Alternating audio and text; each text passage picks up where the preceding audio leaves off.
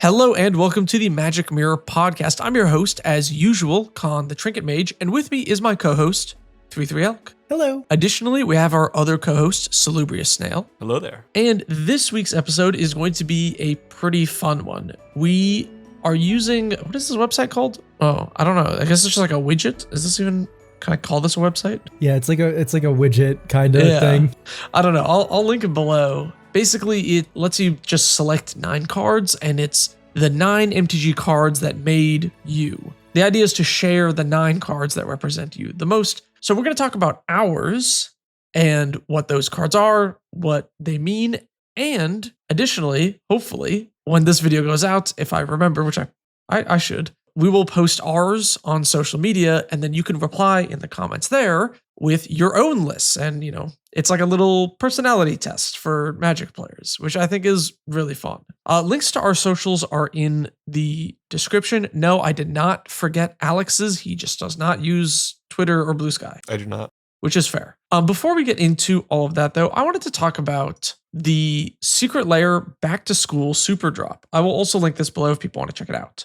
So it's the next Secret Lair drop, comes out on the 27th of April. And I found one kind of interesting, and I wanted to just ask what you guys thought about it. The Dwarf Fortress Secret Lair. I'm kind of curious what you guys think about the, I'll say, vagueness of the art in these. Well, the art makes total sense to someone who's played Dwarf Fortress. Okay, can you explain to me what that is? So the communal brewing is a brewery in Dwarf Fortress. And keep in mind, I have very tangential information. I have friends who are really into it, and they are... Sorry, what is Dwarf Fortress? Oh, you don't know what Dwarf Fortress is? No, I just asked you that I don't know what I just explained that I don't know what it is. Oh, wow. Okay. It's one of the oldest games ever. It's been in development for 30 years. It's literally just been development for 30 years. Yeah, no. So it's just never done. It's just a fucking project that these two knuckleheads work on, and they just keep updating and adding to it. And it's been ASCII art. It's a civilization building game. It generates 200 years of dwarvish history, and then you have to city build the Dwarf Fortress. I cannot believe you guys don't know what Dwarf Fortress is. That's insane to me. I mean, it sounds cool. I don't know what this is. I mean, I'm not hating. I just have no idea what this is. Clearly, I should. So, okay, it's an ASCII top-down city builder, but the city's filled with dwarves. And they act and they go crazy, or they do something. You need to manage everything. And it's literally so in depth that I could not begin to explain the mechanics because it's been developed for 30 years. There's this iconic story that I guess I can tell you guys that gives an inkling of what Dwarf Fortress is about, where it's there's cats in Dwarf Fortress, right? There's a bunch of different pets and livestock. And there was a bug where cats kept dying because of alcohol poisoning. And the reason is because they would walk into taverns, get alcohol in their paws, lick their paws, and it would register as one full beer every time they did that. So they would die because they're tiny. How does this game work mechanically? Dear God. I literally could not begin to fathom how that happens. But yes, that was a bug that they had to fix. And it's literally because everything's intertwined and it works with each other. That's so cool. So yeah, that's that's Dwarf Fortress, and these are screenshots from the game, top down. So for example, communal brewing in the Super Drop is a tavern. That's what they look like in game. Are the little smiley face guys dwarves? Yes, those are dwarves. Okay. I feel like communal brewing, I get it. I'm looking at the art. I vaguely understand. Yusuf will put it on screen. I get it. That's communal brewing. Rogue's Passage, I see that's a passage. Got it. Secret Rendezvous, these are closed rooms, I assume. I get that too. Terror of the Peaks and Runescar Demon, I have no clue what is happening. How is this Terror of the Peaks? Is the blob a monster? As far as I can tell, the red and orange and white is actually Dragonfire. The D on the map is a dragon breathing fire. Oh, just the D is the dragon. Yes, and that's its breath weapon, the red and orange and yellow, rather. So the dragon's the same size as a dwarf? Yes, for the sake of the game, I guess, but that's a dragon, the D. Okay, and then the Runescar Demon, am I missing something here? Literally, I do not even know what's happening in that one. But like I said, I have very tangential knowledge of Dwarf Fortress, but my friends are really excited for the Super Drop because they're all super big Dwarf Fortress idiots. This is my opinion. I don't know if you guys agree or not, but I actually really like the weird, goofy, crazy art as long as the frame is the same. Because Terror of the Peaks, it is still a legible card here, right? The title, the name of the cards is where it is. The mana cost is top right. The power and toughness is bottom right. It says all the text. Yeah, the art is like goofy, but reading the card explains the card. So I really don't mind these. Yeah, the fact that they have like nice text is Yeah, this drop's like also decent value too. Like the Terror of the Peaks is a decent amount of money. It feels like you're getting your money's worth when you pay like $30 for this. That's just because you're buying one Terror of the Peaks. I know you're getting one Terror of the Peaks, but you also get all this other cards. It's like a special treatment that you like. The other cards are worth a nickel. Terror of the Peaks is $30. Great. It's literally cream on it then. Fucking like, 4 nickels? 4 nickels on top of and they all have special art, like whatever. Like you're already buying a Terror of the Peaks anyway. Who cares? Like that makes sense to me. I don't know. It tracks. It's fine. Like, I don't know. At the end of the day, like value chasing secret lairs is stupid, but like I like it when it's about equivalent of worth or better than the actual price of it. No, it should be better though, because like, is it? You go ahead, Alex. Before I'll get into my rant in a second. I'm kind of divorced from value as a concept. Like we're all paying our real world dollars for pieces of cardboard that we can play against other people with. Like I don't know. I struggle to get that hung up on that. Yeah, that's fair. I just struggle because like the rest of this drop kind of sucks. Yeah, well, my thing is with secret lairs, they have the benefit of it being completely divorced from any set, which means they can reprint cards that are mechanically weird or thematically weird that can't be reprinted easily in other places. So whenever I see a drop that is one card that is about the value of the drop and then 4 bulk commons, basically, like this one is, it kind of makes me sort of sad because one, they can have 5 high value cards always, right? And then also, we're not utilizing this space to reprint anything that is difficult to reprint. Like, a mill card that, mill might not show up as a theme in every single set. So sometimes they can go up in price because they're not reprinted very commonly, or old mechanics that, don't show up very often in newer sets, stuff like that. It's like a really great place to do that. So when they skip out on it, it's kind of disappointing. You must be sad about the return to the Mystical Archive drop then. We can talk about the Mystical Archive drop. I'm not very sad about it. This one's like really bad though, in terms of like reprint of like value and all that though. Like it doesn't even reprint cards that I would particularly call like niche or hard to reprint. Oh, well, all right, well, let's get into that in just one second. Speaking of which, this was another thing that I thought was kind of interesting. The return to Mystical Archive drop in the Secret Lair I find very fascinating. So in this drop, you get Duty Beyond Death, Spell Pierce, Zombify, Abrade, Shared Roots. In English with the Japanese art, which if you don't know, when you buy a collector booster pack of Strixhaven, you get a % chance to have your Strixhaven Mystical Archive card upgraded to a Japanese alt art in Japanese. But then this is those same ones just in English, which I think is kind of odd that they even made this a layer. Yeah, they recycled the art from it. Which is really it's just funny. in English. I could not think of more cheap cards to put in this drop. Like what's the most It's expensive one? Zombify, bro. Like not Sheoldred's Edict, it's Zombify. Yeah, Shared Roots. Search element for a basic land card, put on the battlefield, tap the shuffle. This is just like Rampant Growth, right? But lesson? Yeah, it's from Avatar. Oh, Shared it's from Roots. Avatar. Oh. Yeah, it's $1. That's the most expensive card here. No, they already reprinted that. Interesting. There's exactly one of these drops that I have any interest in, and that one also doesn't really have any reprint value. Which one is that? The eyes one. The one based Okay, on me too. It looks really cool, doesn't it? Oh, the opt. It reminds me of a really good Flume music video I like that just has like super funky art like that. This one, yeah, again, not high value cards. Get Taxi Probe's like a couple bucks, but like Otherworldly Gaze, which is, not a high value card, but it looks cool. I feel like Abhorrent Oculus was like a slam dunk.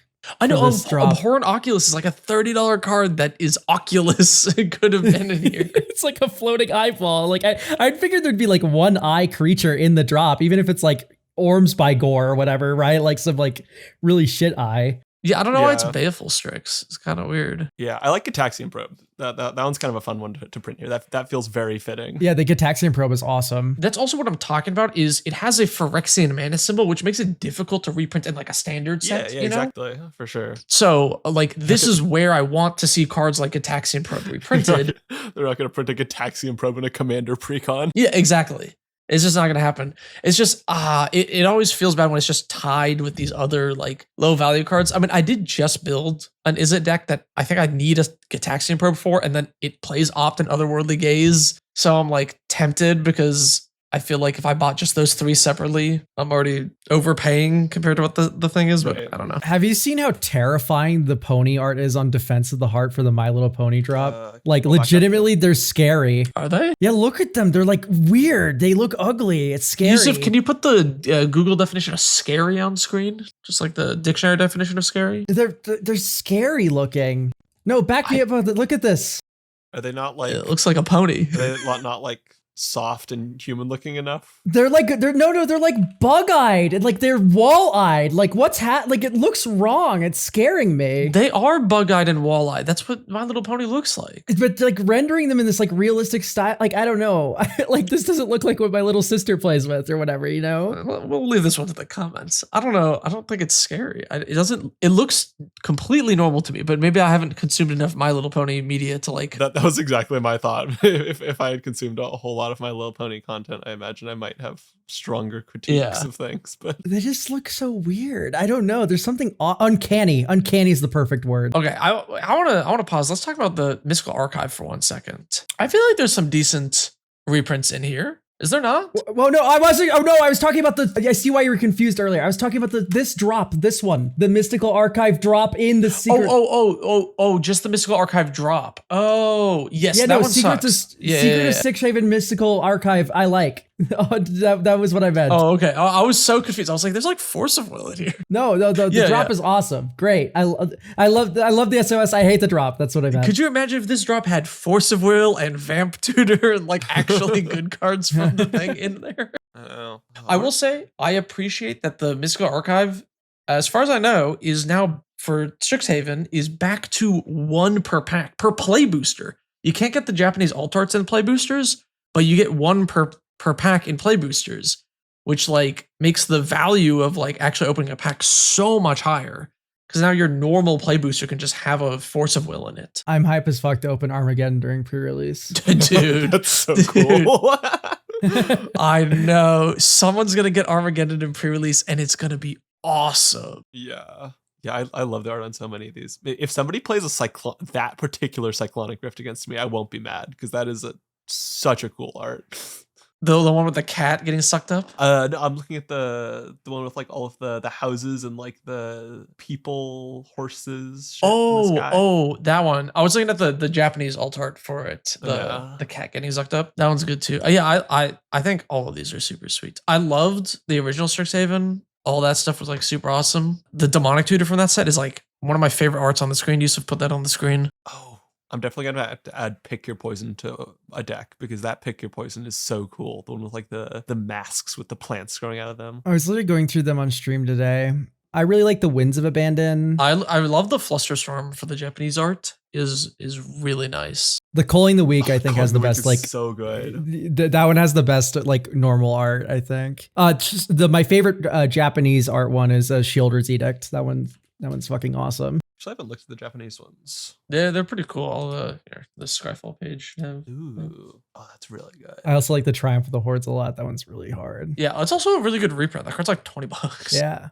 Isn't it uncommon, by the way? I believe it was originally printed as uncommon. Let's find out. Yeah, it was an uncommon in New Phyrexia. Although we literally just got it in a secret layer very recently. Secret layer number 2366. Well, great. We should probably get on talking about the funny 9 cards, right? Yeah, so we haven't seen each other's, which I think is fun. Alex almost leaked his to our chat. It's okay. I changed one of them, so even if you did remember it, you wouldn't have my full thing. Okay, cool. Because I saw it for like 12 seconds, and then it all went into my memory pile, so I remember it perfectly. Yeah. Who wants to go first? I mean, I will because I'm awesome. Okay. So I am looking at yours now. I should have guessed before I looked. I should have guessed. That would have been really funny. Oh, quick.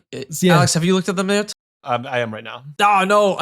Okay. I want to say that The first 5 I would have guessed. The first 5 you would have guessed. Yeah, 100%. 100%. Jason Ice Sculpt is an interesting one. I'm interested to hear what that one is. Yeah, why don't you read out all the cards, or do you want to go one at a time and explain why you like each one? I guess it's like a vintage cube card, isn't it? That's probably what it is. I'll go through them one at a time here. So I have Brood of the Fading Light. Brood of the Fading Light is here because it's just my favorite Magic card, period. It's really funny. I like big angels. This giant angel reanimates an angel when you cast her. And then secondly, of course, I love the melding with her sister, Gisela. And they turn into Brazella on the back that stops people from casting small mana value spells.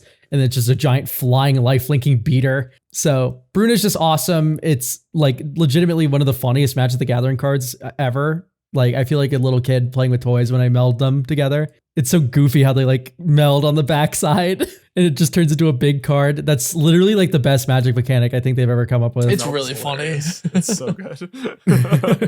Less funny white 7-drop is Elish Norn Grand Cenobite. What I like about Elish Norn is like it's just the perfect capstone to a Hate Bears deck. I've always liked her as a design because she's really simple. She overruns the game. She makes the game like all about herself, but she doesn't win necessarily right away. It still takes a couple of turns of her greatness to be around before you're actually able to like lethal people with her. Yeah, well, you actually need to have a board to have her do like. Yeah, it's just a force that would vigilance. Otherwise, she's just like a massacre worm or something. Yeah. Yeah. To me, what I like most about Elish Norn is how she exemplifies like all in one card, like slowing your opponent's game plan down, disrupting opponents while also beating them to death. Like, I love that sort of Hate Bears angle, and she's the perfect capstone card that kind of represents that. Moving on to Saphara. Saphara's the final white 7-drop. That's in my top 3 favorite cards. Saphara is my longest lived commander deck. It's mono white flying Voltron. So, you know, I can never get sick of Saphara. She came out around the time when I started playing, literally just a few months after Kaladesh, like that whole block, because M20 was the next core set after that one. So I have a lot of fond memories of her and that whole set in general, because that's about around where I started playing Magic. Then we have Dark Depths, because I love not only it in Vintage Cube, but also Legacy Lands. And of course, I built Kura, the Boundless Sky, which is all built around Merit Lage. I love the Thespian Stage, Dark Depths, Lands combo. Then we have Farrakha, God of Affliction. Everyone knows why I picked Farrakha for this, because I can't stop talking about her. I really appreciate cards that lend themselves well to multiplayer playing Commander, and I think Farrakha is a perfect example of that kind of card, where it is a good card in and of itself when it has synergy in your deck, right? Like, I love using it with Constellation effects to draw cards off the snakes that enter, but you can also use it in a group hug kind of fashion to give snakes to opponents, right? So it's kind of that political card that I wanted in here because I just love these kinds of goofy cards that play with the multiplayer nature of the format. Do you feel like Farrakha unlocked that sort of political element for you to some degree? That like, ooh, I can do more things with my cards. Yeah, I think legitimately my 2-headed giant cube would not exist if it was not for my love of Farrakha, because like Farrakha really opened that door of like, exactly like you said, of like funny political plays and like working with opponents. And like, I don't know, it's kind of fun to make deals with cards sometimes. And then the 2-headed giant cube that I love playing kind of spawned from that. Speaking of cube, I picked the next one, Ishkanah Graph Widow, because of Frank Lepore's horror cube. Ishkanah is one of these cards that always wheels. I legitimately never understand why no one drafts it, because it's such a mega bomb. And it's so easy to do Delirium. It's very easy to splash for Ishkanah as well. If you're doing like a green-black or like a blue-black deck, it's really easy just to splash that third color, and just because it's a 1-pip green card. I think literally 3 drafts in a row of Frank Lepore's Horror Cube when it was on Magic the Gathering Online. I think Ishkanah wheeled 3 drafts in a row. And the third time I did a channel point reward, like guessing if people would see if it wheeled or not. And it wheeled when that happened. I don't know why people don't draft Ishkanah. I think everyone's just like fiending over black, and they just don't even look at the green cards in the cube because it's a horror cube, right? So a lot of the black cards are bombs, but Ishkanah is stupid broken, and people do not appreciate her enough. I imagine it's also the kind of card where just like the value of the full package might not be immediately apparent until you stop to think about it. Like the fact that it is so much bodies as well as like this inevitability thing is kind of sick as a combination. Yeah, I was gonna say I always thought this card was really good and limited. Oh yeah, no, Ishkanah is a stupid bomb. Because like that activated ability it's just like, it gives you that nice, it has literal reach, but it also has, you know, reach in terms of being able to just go over the top of blockers and deal damage to your opponents, which is pretty useful and limited. Yeah.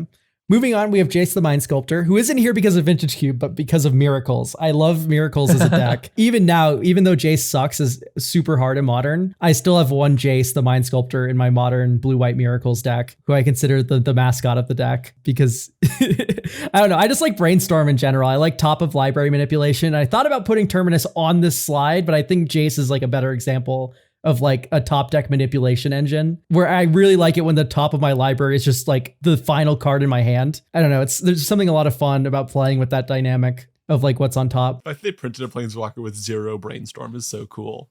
And obviously it's like, it was a really, really good Planeswalker at the time. So, I mean, yeah, it was such a crazy card. Probably still is quite a good Planeswalker among Planeswalkers. Next up, we have Gaia Reach Sanitarium, which is probably my favorite utility land of all time. Every single time I'm building a deck, I just like realize like how stupid this card is. You can discard madness cards to it. You can set up graveyard reanimate plays with it. You can be political with it, right? Because each player does it. And then also the fact that each player does it means you can combo with Narset. So like in my Blue-White Miracles deck, this is a classic Modern play pattern right now where you have Narset in play. You go to their draw step and you activate your one of Gaia's Reach Sanitarium to make them, they skip the draw because they already did their draw step, and then they discard. So if you can ever get them hellbent which is very easy to do as control, you can use your Gaia Reach Sanitarium to just like literally lock them out of the game because you just make them discard the card they drew for turn. There's just so many funny ways to use Gaia Reach Sanitarium. I just love this land so much. It's probably like easily one of my favorites now. Yeah, it's super cool. I will say I ran this in my Shroom deck for a while, but eventually cut it when Fomori Vault got printed because that card is really good. Yeah, Fomori Vault's crazy. Yeah, Fomori Vault is really dumb. Also, yeah, no, I like you need to be really picky with your colorless lands in a 3-color deck, right? Yeah. If I could run both, I should maybe try it, but like, I don't know. Yeah. Lastly, we have Veto, Thorn of the Dusk Rose. Once again, a card very early in my Magic career, right? Because this was the core set after Core 20 where Safara came out. For me, what I really like about Veto is, I don't know. Okay, he can be very boring, right? He has like Blood Bond combo, whatever. But I thought about putting Grey Merchant of Asphodel here. I thought about like, putting Iara, First of Lochthwain here. But ultimately, I realized that my favorite thing in the world is just death starring people with Veto for like 20 life loss. There's just nothing that makes me more giddy than that, I think. Just turning life gain into like super explosive damage. Veto was the first to do it, and I really appreciate that play pattern quite a bit, actually. Yeah. I think it is interesting how we have, I feel like, taken this assignment very differently. I know, yeah. Most of my cards are not cards that I would play in one of my current commander decks. Yeah, I think for me, like my favorite, spoilers, my favorite card of all time, Humility, is not on my list. I feel like yours is a lot of like cards that you really like that like inspire you. Whereas I feel like mine is more like my journey through the game, if that makes sense. I took it very much the same way as that, yeah. This is still my journey through the game. I mean, like Safara was like my longest lived commander deck. And then like, Farrakha being like, whatever. Like, yeah, there's a few cards in here that I enjoyed the play pattern of that made me build a deck around them. And they're still in my decks today. But this is still telling a story, right? Of like the kinds of decks that I like to build and stuff like that. Yeah, I just think it is maybe less so than my list. Not that that's like a bad thing. It was just, I think it's interesting. Yeah. No, I think it's cool. It takes different ways. Yeah. For the audience, we didn't really like lock in on what we decided that the 9 cards that represent you like even means, so much as we just kind of decided that would be what we're going to do here. So we've all interpreted this in our own way. But yeah, those are my funny cards. Before we move on, Alex, it's time for us to psychoanalyze Elk. Oh? If you look at this 9 cards, what does this tell you about this person as a player? Okay. White 7 drops. I don't know what that means, but it screams commander player. It does scream commander player. Less like oppressive stuff on here than I would necessarily expect for one of us 3. I say, thinking about my list. I think the Gaia Reach and the Elish Norn give it away. And the Jace. I mean, I feel like the stack clean is obvious, and then the graveyard loving is obvious because like let's be real, Dark Depths. Yeah, it's a lands card, but it's a graveyard card as well. And then so is Farrakha, and honestly, so is kind of Bruna. Ishkana. Ishkana, has the Delirium, yeah. So no, that's true. It's honestly, to me, the Veto is like such a like out of place card. I feel like a lot of these are like finishery type cards as well. Like you got your Elishnorn, your Safara, your Veto, your Ishkana, your Dark Depths.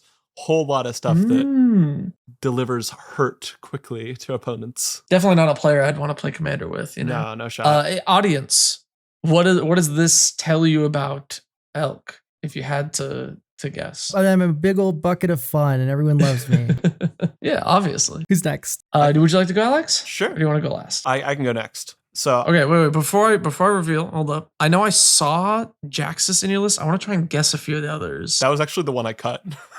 Oh, okay. So Jaxus is not there. You know Okay, because none of I mine. thought that was weird anyway. Yeah. The first card on my list, I did this chronologically by when a card was meaningful to me. So the first card on my list was the first card ever meaningful to me. See if you can guess what that one is. Oh, mine's in reverse chronological order. Yours is going to be something from like original Innistrad block. It's going to be some like. It's M12. Oh, I was M12. close. I don't know. I I have can't no even. I have no idea. I have no real guesses other than maybe Shroom. I have one Or real Astral guess, and Slide. it's like Ashiok's gonna be on it. Like, Yeah, that one's Ashok will 100% be on it. Yeah. that one's not too hard to figure out. All right, I'm gonna click to maybe reveal. maybe Malphagor. Those are my two guesses. You have pacifism on your. Oh yeah. Oh my goodness. Okay, this is a list. This is a list. Okay. Okay. Holy. So you were 2 for 2. Elk, Ashiok, and Malphagor are both on my list here. I'm gonna go through chronologically. Doomblade was the first card I ever kind of latched onto. My first ever Magic deck was a 60 card casual mono black dudes deck. Like it ran some Bloodthirst stuff, and it ran a lot of removal. And one of these was Doomblade. And I just liked Doomblade a lot. I like that the M12 version has no flavor text. It just says destroy target non-black creature. And I like that, especially when the card is so kind of ambiguous as to what a Doomblade is. But, you know, after a while looking at it, you just go, oh yeah, it's a Blade of Doom. It does that. Come on. So that was... I love cards that just have the rules text and like, you know, nothing else on them. Like those are so. It's the best with like Damnation and like Wrath of God and stuff, right? Oh, my favorite is 10th edition Time Stop, where it just says end the turn, not even reminder text. There's nothing else on the card. That one's pretty good. I think Mindslaver is really funny. You don't need to put flavor text on that thing. Yeah. Especially when the card has such like a evocative name to it. I really love that. Yeah. Name does enough heavy lifting for the whole thing. Okay. My second card is Ashiok Nightmare Weaver. This is like the first Planeswalker that I really loved, and I played this in 2 different standard decks, 3 copies each. One of them was a Grixis control deck, and I just loved the play pattern of this card. I would like slam it down on turn 3, start +2ing it. My opponent could attack it with their creatures, but that would mean they aren't attacking my life total, which is good. And then if they don't attack it, I start shutting out blockers, and it's just a lot of fun. I also just love the aesthetic of it, the mystery, the stealing my opponent's sanity. All of that is very juicy and tasty to me, and I love making little nightmares of their guys. The third card on my list was also a Theros card. Ironically, this is a card that kind of destroyed me in Standard, because my deck had a very bad matchup into mono black. But this was the basis for my first Commander deck, which was Shieldred Whispering One. That card isn't on this list because honestly, the commander of that deck didn't really matter. It was just like a mono black pile of stuff. But yeah, Grey Merchant of Asphodel was a card I really liked. It got me to play a bunch of really questionable cards that had way too many black symbols in their cost, like Geralf's Messenger, if there are any Dark Ascension heads out there. Yeah, that card is okay.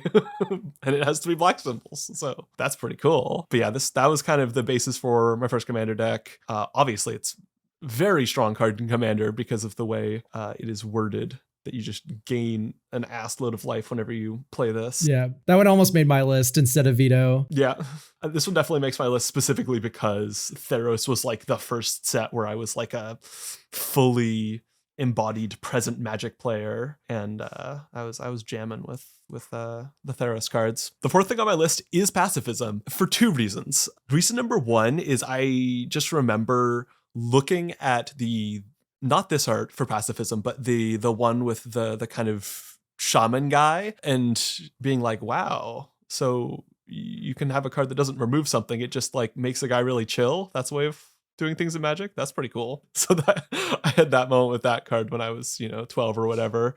But I also put it on here because I am a fiend for grabbing removal in limited formats, and I will pick up as many copies of pacifism as I possibly can. And I chose the Dragons of Tarkir version because there was one Dragons of Tarkir draft. Dragons of Tarkir was like a removal heavy set. This was the 3rd set of the original cons block.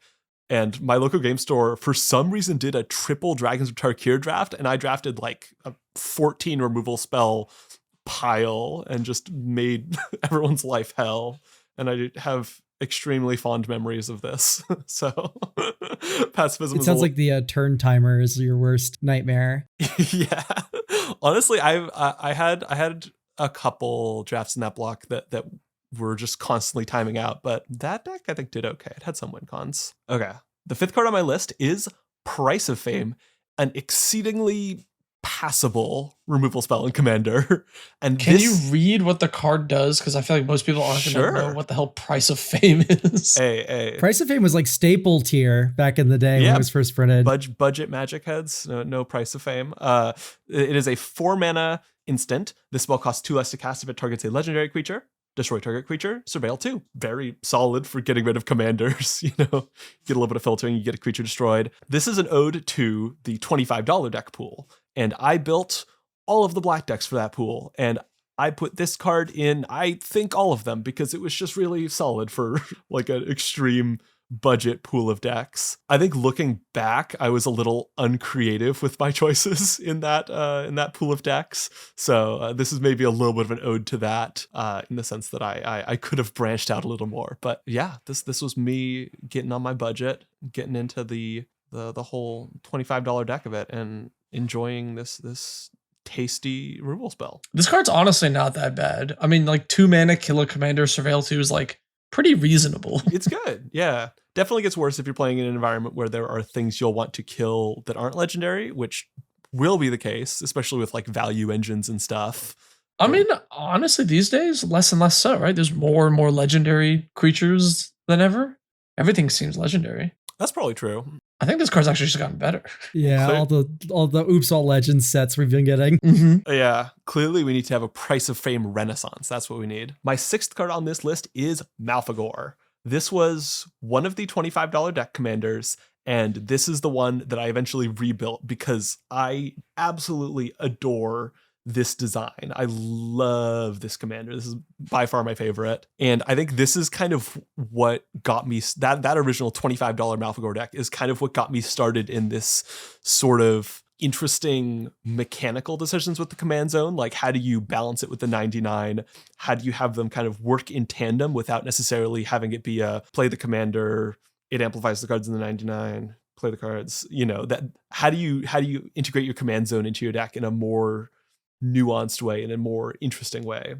So this was definitely a very big moment for me. It was building the Malfagor deck, tuning the Malfagor deck, and going, oh, this is kind of cool. What's going on? My 7th card here is Maze's End. This was a card I remember, I think it was for my 13th birthday. I think I did a Born of the Gods draft of all things. Hell yeah. And when we were going to the game store, when me and my mom were going to the game store to get the packs, the game store was like, oh, you're hosting a thing. Oh, we've got all these Maze's End promos that we can't get rid of. Do you want like 15 Maze's End promos? And we were like, sure. And so for like years, like I handed out a bunch of these, but then for years I just had like 10 promo Maze's Ends that I didn't know what to do with. And eventually I built a deck with them that, scape shifted into Maze's End, did it all in one turn, wahoo bazinga. And it turned out that actually wasn't all that fun, was the thing I concluded from this. And I had a whole video about it. I think it might be one of my best videos. So if you haven't seen it, you can go watch it. But yeah, realizing that just because I put a lot of effort into something in the deck building process, and just because I put a lot of effort into something theoretically cool, doesn't make it actually interesting in a game of Commander, because a game of Commander is a game. It's not just like a stage show. It's not just a performance. You are in fact playing a game with pieces and players and stuff. And those players aren't necessarily going to be amazed when I scape shift for a full Maze's End set of gates. So that was, I think, an important point of realization for me, was this card. So yeah, that was this card. Very much a learning experience for me. And one of the things that I think helped solidify my current ideology around Commander, I guess. The 8th card here is Astral Slide. And this was, I think, my first venture into a much more synergistic deck, a much more mechanically complex deck in terms of the 99. Because before this, my style of deck building had been very, I don't want to say generic necessarily, because I think there were a lot of interesting things about it, but the cards in the 99 typically didn't synergize with each other in as many ways. I think I mentioned kind of my counterweight commander style where, the commander covers up the weaknesses of the 99. I think that makes for very interesting dynamic gameplay to me, but it doesn't involve the cards in the 99 doing a whole lot of interesting things. So Astral Slide is here to represent my Shroom deck and sort of that venture into Synergy. And I think that deck was quite challenging for me to build. I think even now it would be, but especially then when I was very much not used to weaving together my Synergy super creatively. And I mean, it paid off. It's worth it. It's a very fun deck, and it's a very different play experience than my other decks for when I'm looking for that. But yeah, this was kind of a pivot point where I was more willing to venture into complex synergistic decks rather than ones that are maybe a little bit more generic, a little bit more mid-rangey by nature. My final inclusion here is Nexus of Becoming, and this is just kind of my current favorite card to play around with. I just kind of adore the design of it. I like that it's a dumb 6-mana artifact that feels very commander. You can do a lot of things with it. The text is at the beginning of combat on your turn, draw a card, then you may exile an artifact or creature card from your hand. If you do, create a token that's a copy of the exiled card, except it's a 3/3 golem artifact creature in addition to its other types. So my bracket 2 deck is almost like a museum of the interesting things you can do with this card, because, it both it can turn an artifact into a creature as well, and it can turn a creature into an artifact as well. And that deck makes use of both of those things. And it also creates tokens that you can populate. That's cool. And then the other thing I like about this card is just that it is very fair. Like, you're not having your cake and eating it too. Is that the phrase? Like it requires synergy. Just the fact that it exiles the card, like you're paying the price. You're not just like discarding these. You can't do any loopy shenanigans. Oh no, I have to discard my Ulamog. No. Yeah. That's exactly where I do not want Ulamog the Defiler to be. Is in exile. Right. Don't. Anything but a 13/13 Annihilator 10. That'd be the worst. Yeah. I mean, outside of exactly that one card, though. Yeah, no. I get what you mean. Yeah. I just appreciate cards that put maybe a little bit of guardrails on players. Like, they unlock a lot of possibilities, but at the same time, some limitations are there. You're not totally freeballing, jumping off the ledge, totally gaming. So I don't know if any of those phrases are real phrases, but yeah, I love Nexus of Becoming. It's a sick card. You're right. It's a card that doesn't let you free ball off the ledge game. Exactly. You get what I'm saying. That's what it is. That's a banger post right there. But yeah, this is my journey. Very, very much chronological. And yeah, these cards slap. Elk, what do these 9 cards tell you about Alex? That Alex has a boomer soul. What do you got against Doomblade and pacifism, huh?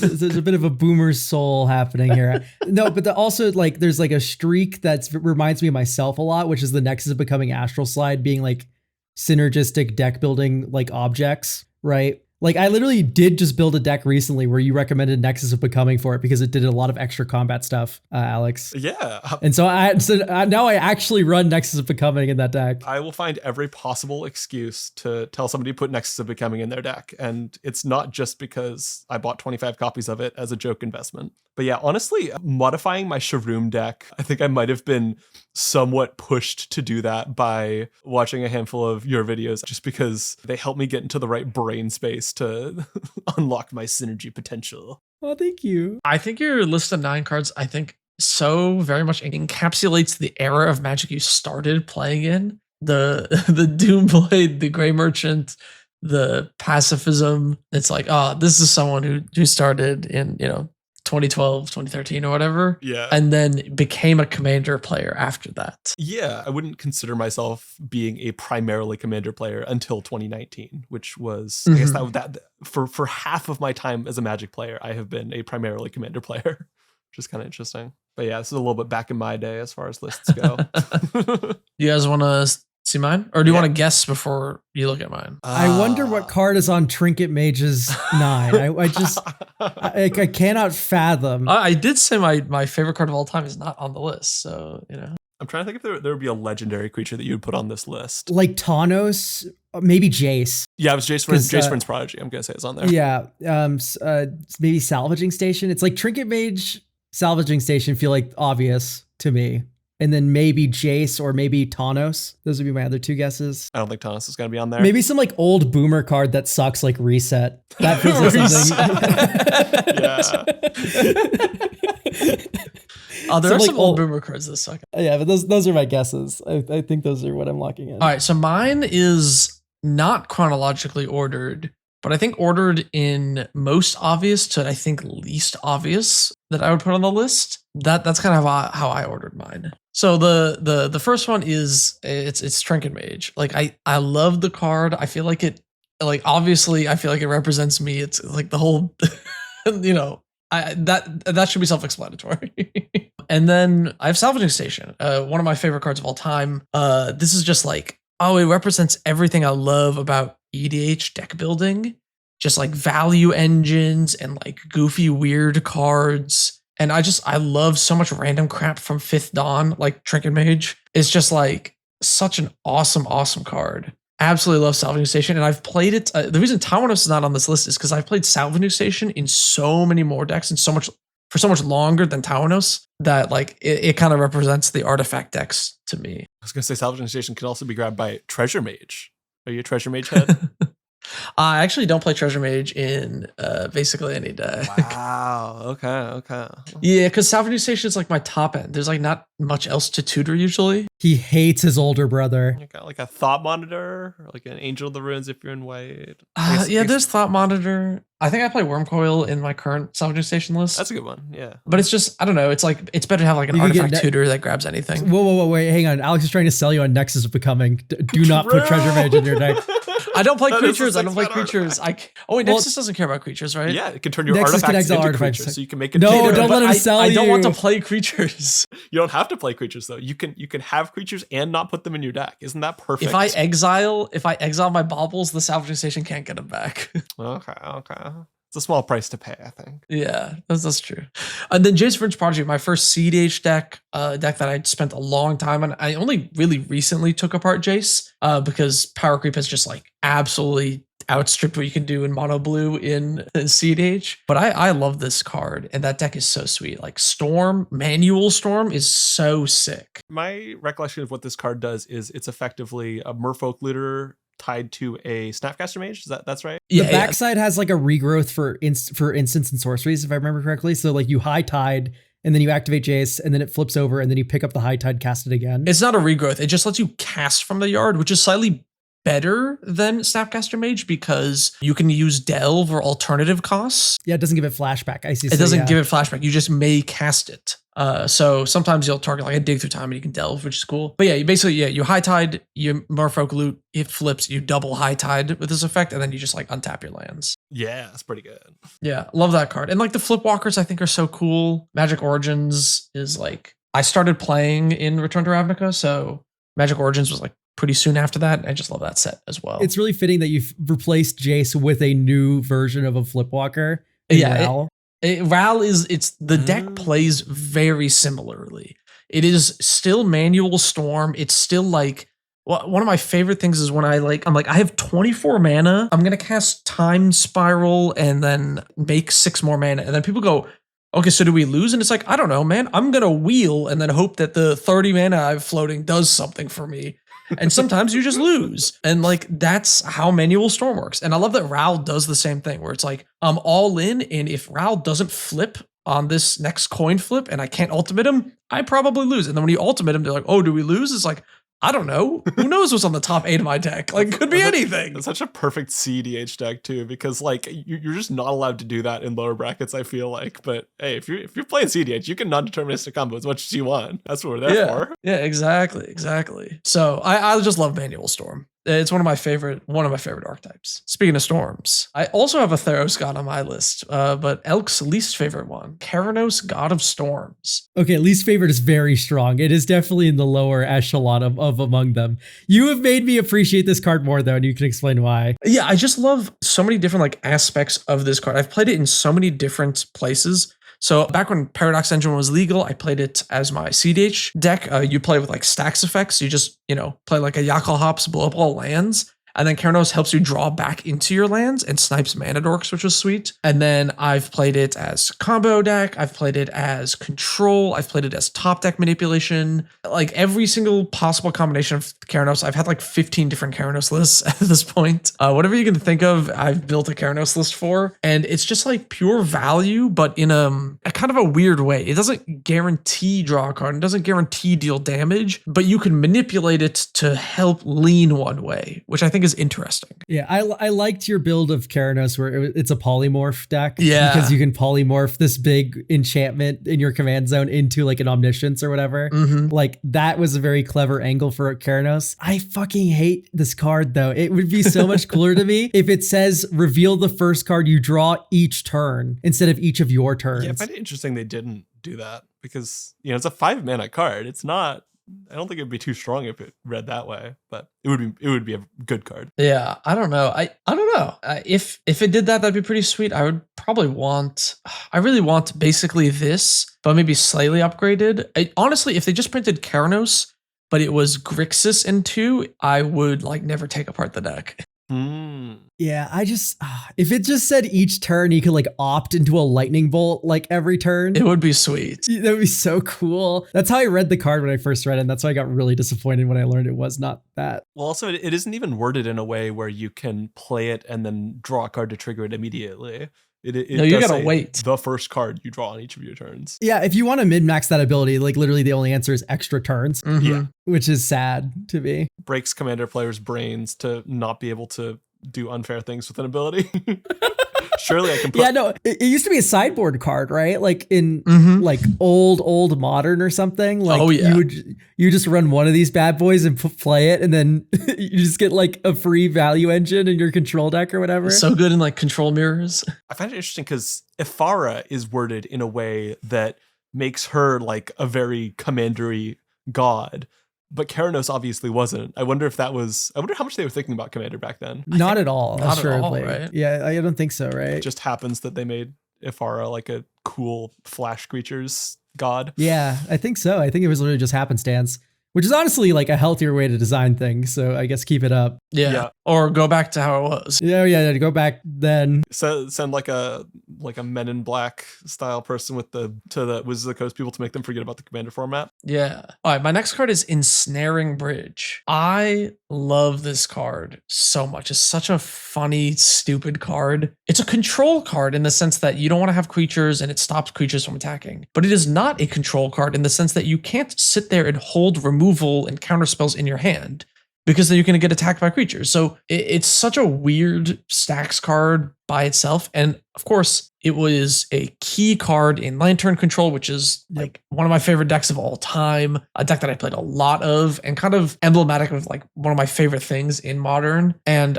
I just love this card. I play Ensnaring Bridge in Commander still, and Lantern has just been one of my favorite decks ever. So I built a Lantern version of Keranos too. Oh yeah, no, I just love Lantern Control so much. If anything, I'm like slightly jealous I didn't think about putting like a Lantern Control homage into mine. Although I'm much more of a Blue-White Miracles gamer and lands and such rather than Lantern when it comes to 60 card. It's interesting because I feel like Ensnaring Bridge in some ways is a lot more fair in Commander, in the sense that I feel like having cards in hand is much more important if you're in a format that inherently you have less control, you have more opponents, but also it does say cannot attack, not just can't attack you. So, right? Unless they... Yes, correct. So in Ensnaring Bridge and Commander, the way it often works is like I'll have like 4 cards in hand, and then, they're big 10/10 can't attack.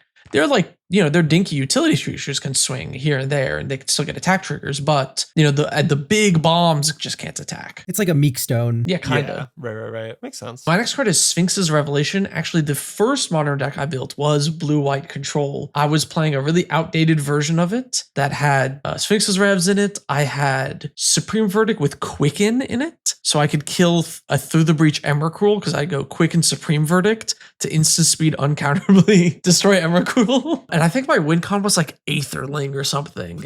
You're literally describing all cards that were in standard Blue-White Control. Quicken. Yes, but I was playing it in Modern, like after it had rotated. Okay, I respect it. It wasn't good in Modern. Yeah, Sphinx's Rev was great in Standard. You play this, the Gary player starts having to redo their math.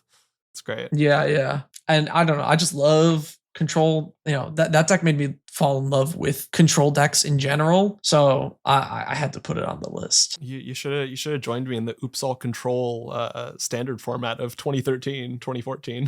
Them printing Orm's Chant into Modern is like the best thing they've ever done, in my opinion. It makes me smile and laugh and giggle. Yeah, Orm's Chant is sweet. My next card is Smallpox. So when I first started playing Magic with my friends, we weren't even playing a format, right? We're just playing cards or whatever, like just 60 card piles. And I was looking up decks, watching things, and I saw Reed Duke play Legacy Loampox. Yeah. And I was like, yo, this deck is sick. Smallpox with Life from the Loam, and then it played like Misha's Factory as a win con. And I was like, this is the coolest, crazy deck I've ever seen. And I went to go build it, and then I was like, damn, Wasteland is like $40. I'll just get Strip Mine instead because it's $1, which made the deck way stronger because I had 4 Strip Mines instead of 4 Wastelands. This is like the kitchen table paper Magic you were playing with people. You're playing low Strip Mine. Yeah. That's good. I was. I couldn't think of like a more perverted deck to like introduce your friends to the game with. I'm going to play Loampox against you. That's what we played. And that deck was really, I don't know, just Smallpox is such a crazy card. I love the symmetrical aspect of it. Everyone sacks, everyone discards, everyone loses life. And you just made it so like I would be like, discarding a card, that's basically free. There's my loam in the bin. Sacrificing a land, that's free. I'm going to get that back with the loam that I'm going to dredge back. I don't play creatures. I'm not sacrificing anything. It was just such a cool deck. I love these cards that are like all symmetrical, and like finding the ways to break the parity on the symmetry is like what makes them fun. It's like a math problem for how to make your friends suffer. I also love the new Mystical Archives printing of it. It's so cool. Oh, it's so sweet. Yeah. My next one is Urza's Tower. It could have been any of the Tron lands really. But Tron was the first real modern deck that I built. After playing my budget blue-white control deck, I saved up some, birthday money and store credit winnings and put together Tron for the first time. And Tron was the first meta deck I played. And I played it for a very long time. I played a red-green variant. I've played blue-white variant. I've played the black-green version. Eldritch Moon came out. There was what's the Escalate card? The black one where you discard cards? Collective Brutality? Yes. Yeah, Collective Brutality. Yeah. So I switched from red, because at the time, Grove of the Burn Willows was the card that you needed for red-green. And that card was like $50. So I used the Pain Land as a budget alternative. But then when this card came out, I actually switched from red to black for Collective Brutality because my worst matchup was Burn. So what I would do was I would play 2 Tron lands and then crack a sphere to Collective Brutality, discard extra spheres and stuff to use all the modes. And I'd be like, kill your Goblin Guide, gain 2 life, take this Boros Charm out of your hand. And then that would buy me enough time to assemble Tron and win. That's cool. That's a weird tech choice, but hey, if it works. It did, yeah. It was actually pretty decent in games. I mean, it was still a bad matchup, but it was definitely better if I just mulliganed for Collective Brutalities. Which that's not a card you want to mulligan for, I feel like. Let me tell you, it was. Okay. Because otherwise you lose those games so fast. The Burn Tron matchup was really bad. I played a lot of it because my friends were modern grinders. This was during my undergrad, and one of them played Burn, one of them played Jund, one of them played Blue X Control. So I played those matchups so much, and I played a lot of the Burn one, and it is unwinnable without sideboard pieces. It is really bad. Yeah. Great news for Tron players nowadays. Burn literally can't exist in Modern. Burn sucks. It's so bad. Yeah. As it turns out, Flage and Guide of Souls being the #1 meta cards, it makes Burn kind of hard to pull off. Yeah, Burn is completely dead. Tron is also dead, traditional Tron. We're back to Eldrazi Tron, which is different. Not quite the same. And then I played Tron and Pauper as well. I just love these lands. They're really cool. I have a playset of all 12 different arts, and they're all signed as well. What flavor of Paupertron do you play? Because there's a bunch of different ones. Are you on Flickertron? Are you on Monstertron? Which one are you on? I've played both. I was playing Flickertron for a little bit. Right now, I've been back on Fairies, but I could see myself putting Tron back together again. And then my last card is Omnath, Locus of Mana. This is like the first card where I really started getting into Commander. Like I got into Commander a little bit senior year of like high school, and I built Niv Mizzet to play with my high school friends. And then when I started playing in college with my college friends, I was like, ramp is broken in Commander. Like green, playing the big green stuff, enforcing removal is the most busted thing you can do. So I built Omnath to just max that out, to go as green as I possibly could. Because nobody played removal in my play group. So then I kind of forced everyone to do so because I was like, I'll just be the biggest threat. And it kind of like shifted how all of my friends played. And they sort of scaled up their like removal and interaction so heavily that we then became a pod of like 4 stacks players basically, or 7 that we were cycling around with. And that kind of heavily shifted like how I play Commander. And I think all that stems from my like Omnath max tuned out deck. I feel like it's so funny when you have like a group of friends playing who like don't reference online stuff that much. So you just like learn to have an understanding of the game based on each other and the games you play. Yeah. And then you got into the real world and it's like, oh, wow, I'm an alien. Holy shit. That's how my play group is still, because they all play what effectively would be bracket 4. Because they're just like, you know, they play stacks cards or whatever, you know, just randomly. It's just kind of general high power stuff because we all proxy everything and just whatever, just play whatever you can come up with. And we just make the sickest, craziest, most insane decks we could. Right. And they're just still like that. All right, what do my 9 cards say about me? I don't know. I think you're perverted. You're a horrible, mean player. I see the Sphinx's Rev, the Smallpox, the Urza's Tower, the Ensnaring Bridge. I'm just like, what a freak.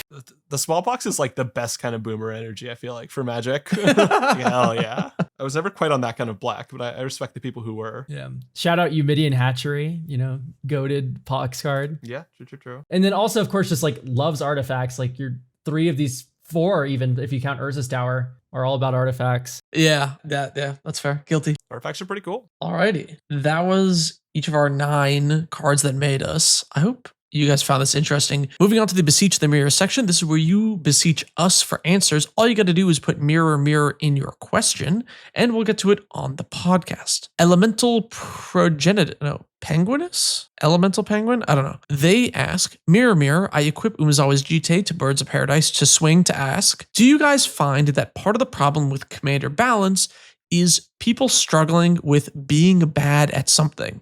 So they look for excuses by blaming tutors, combos, etc., rather than improving their deck building and sequencing, etc. I think the average Commander player is really bad at Magic. This is something I've said before. I just find it to be true, and there is some like differences though that's like kind of hard to analyze. Like I think you're able to be a good Magic player and still find things frustrating in Commander, right? Like I think Commander has like all these like weird social rules on them. But I think a lot of like the hate for like certain effects and stuff are cultural and not like specific to them. Like if you hear like one thing enough and you salt off about one thing enough, you're of course going to identify that thing as being like salty or annoying, even if you yourself do not have any like experience with it, right? Because that's just the culture of hating that card. This is what happens mainly with like tutors, right? I feel anyway. Yeah, to some extent, yeah. I think there are a lot of cases where something will be decried as questionable. It's funny because I feel like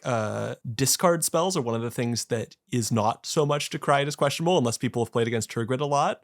And that is probably one of the more disgusting things you can do in EDH. I think I want to, although I do somewhat agree with that, you know, people just kind of, it's always easier to blame someone or something else rather than yourself. And I've made videos about this. But there also is, I think, a problem of expectations because of the way Commander is. I think actually, Alex literally just said this, like when you're not super online and you get your information based on the players around you, just your local play group or your friend group or whatever, and then you go to outside and then suddenly everything's different. I think that also happens a lot in Commander. Yeah.